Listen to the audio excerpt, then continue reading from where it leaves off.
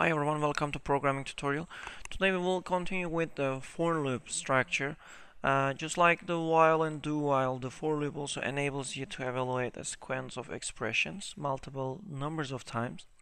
For loops are best when you know the numbers of the times that the expressions are needed to be evaluated in advance. So when we look at this one, the for loop has three parts, and the first part we're going to find the initializations, and the second conditions, and the third part we will see increment or decrement. We separate these three parts using these semicolons, and after that we will control this the numbers, how many times we're going to repeat it, and it's going to repeat the statements to be executed.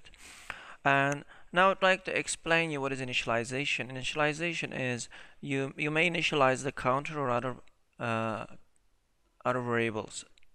And the second part is the condition. This is the where you write the condition, and based on the condition it will continue repeating the action. Okay, and the increment decrement statement is going to take you to the next cycle, and increment decrement will deal with the condition. We will use the common things in these three parts. Example, we're gonna increase counter, and we will say counter till 10, and we will increase the counter one by one. And for every counter increment, we will execute these statements. And let's say you made this once and 2 seconds, and it will let you 10 times because the condition we're saying that till 10. Let's practice this for loop in the code blocks. I'm going to delete this part, and don't expect from me right there the counter as an integer. This time I'm going to write everything in the for loop. I'm going to introduce my variables also inside the for loop. I will write their integer, let's say counter, and you can also start with a number equal to 1, actually 0, and I want from him to continue doing this till number equal to 10 and less than 10, and I'm going to use the one increment statement, counter plus plus, and I want from him to write the numbers cout counter, and let's run this together and see what's gonna happen. As you see, it printed number from 0 till 10. Alright, if you want, you can increase these numbers 2 by 2. You don't have to write only the increment for increasing the value 1. You can also increase 2 by 2. You have to do only erase 1 plus and place there equal and write the increment number. And let's say it's going to increase 2 by 2 this time. As you see, it's working. Okay, we will continue with another exercise to understand for loop better. In another exercise, we will try to find the factorial, the result of the factorial. I think you know what is factorial. If you're not acquainted with factorial, I would like to introduce you what is factorial. Factorial is shown with this sign, and let's say 3 factorial is equals to 3 times, 2 times, and 1. You multiply all numbers arithmetically from 3 to 1. You won't include the 0 because it's going to return you 0. 3 times 2 times 6. Let's see for the 4 factorial, 4 times 3 times 2 times 1 and 24.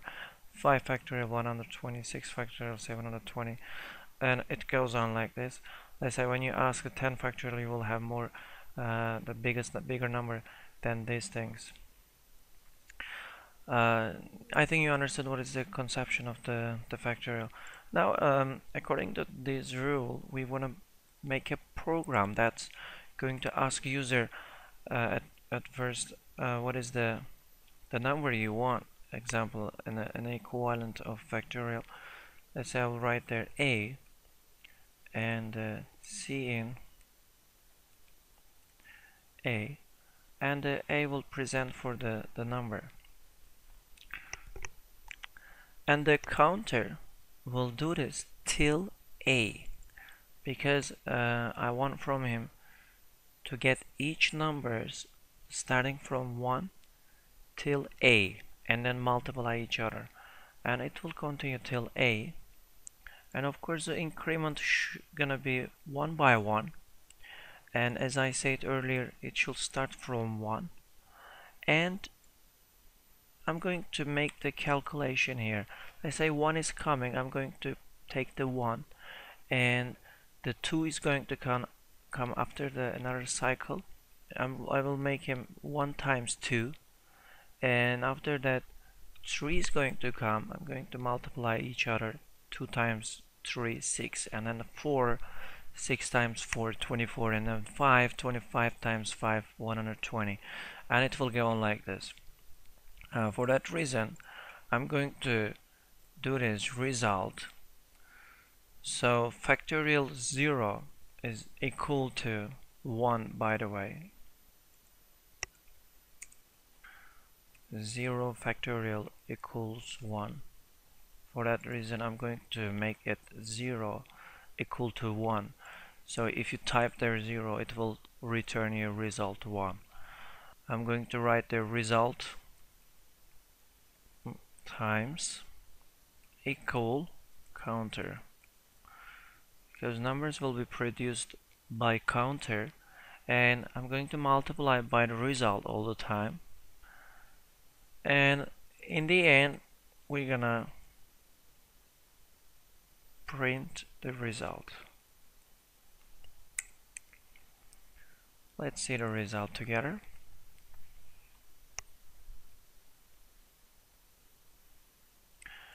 I'm going to write there 4, and it will tell me 24. When I write there 6, it will tell me 720. As you see, this part solved this problem. This part we repeated continuously 8 times, and we multiplied each number arithmetically.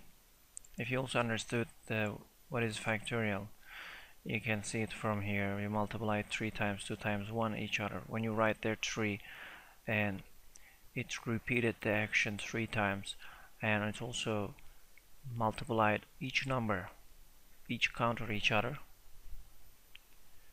and finally it returns us the result. Okay guys, thanks for watching this tutorial. I hope it was useful to understand the formula. We will try to solve more questions to understand the formula better, and you will get more experience while you look at these exercises. See you later. Bye.